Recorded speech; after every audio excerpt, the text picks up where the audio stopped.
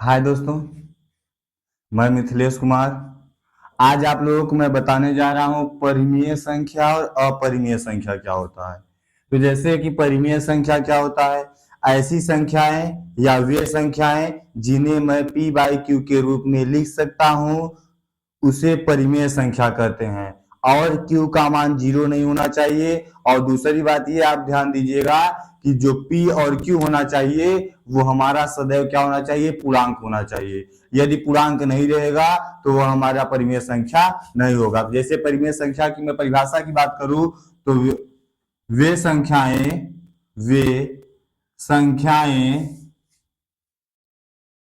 जिन्हें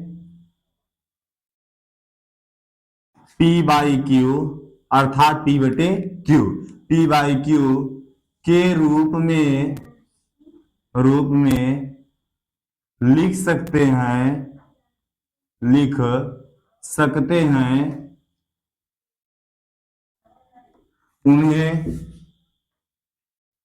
उन्हें परिमेय संख्या कहते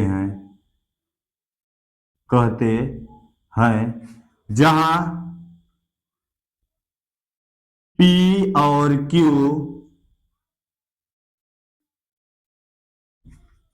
पूर्णांक है और Q नॉट इक्वल 0 अर्थात Q हमारा 0 नहीं होना चाहिए। जैसे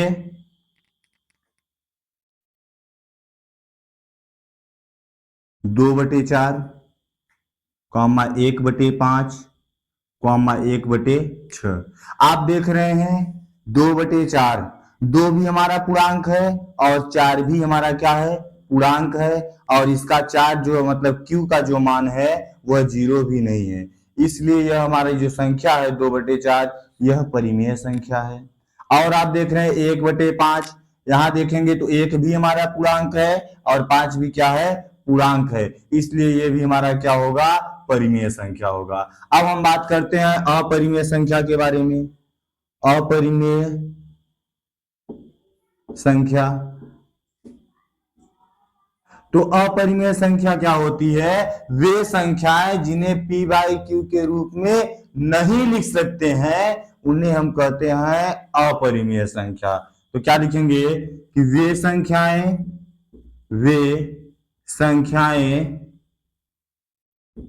जिन्हें p बटे क्यू के रूप में नहीं लिख सकते हैं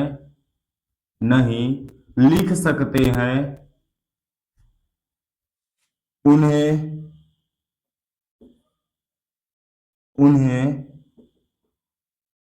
अपरिमेय संख्या कहते हैं।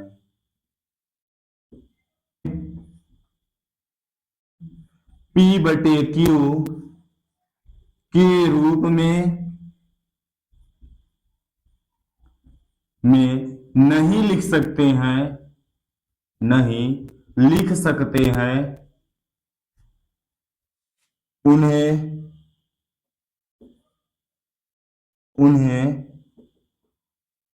अपरिमेय संख्या कहते हैं। संख्या कहते हैं। जैसे पाई, √2, √3 अर्थात अंडर रूट के अंदर यदि कोई अभाज्य संख्या है तब भी वह हमारा अपरिमेय संख्या होगा। या अंडर रूट अभाज्य संख्या के अंतर्गत जैसे 5 ये अभाज्य संख्या है। आप अच्छा जैसे √6 की बात करें हम, ये क्या है, अभाज्य संख्या नहीं है, लेकिन तब भी यह हमारा क्या है कि हमारा क्या है, अपरिमेय संख्या है। ये क्या है, अपरिमेय संख्या है। और एक बात ध्यान देना, यदि अंडर रूट के अंदर अभाज्य संख्या होगी तब भी हमारा अपरिमेय संख्या होगा।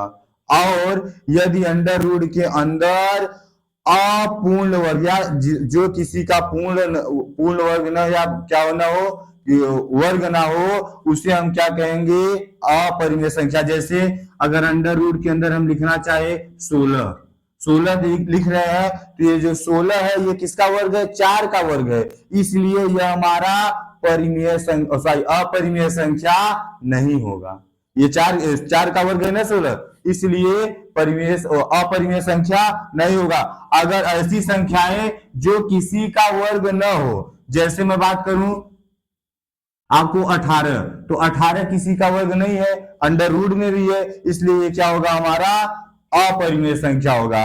और मैं बात करूं, कुछ लोगों के दिमाग में या मस्तिष्क में यह आता होगा कि सही जैसे लिखे हैं अंडर रूट 2, इसका बटा तो हम 1 लिख सकते हैं, इसलिए हमारा अब इसे 1 लिख सकते हैं, तो पी बाई क्यू के रूप में लिखा गया है।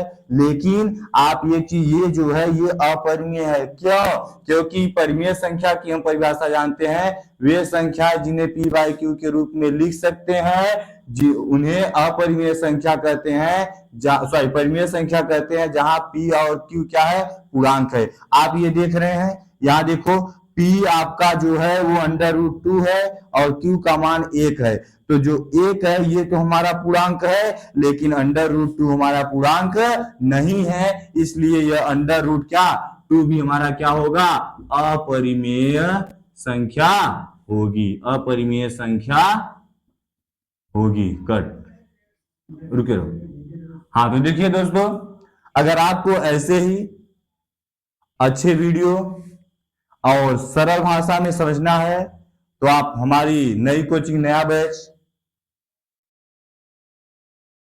स्टडी विथ सीआरसी को आप लोग चैनल को सब्सक्राइब कीजिए, लाइक कीजिए, और आपको अगर कोई इसमें और भी समस्याएं हैं तो कमेंट बॉक्स में आप पूछ सकते हैं। अब हम मिलते हैं अगले वीडियो के साथ, तब तक के लिए जय हिंद, जय भारत।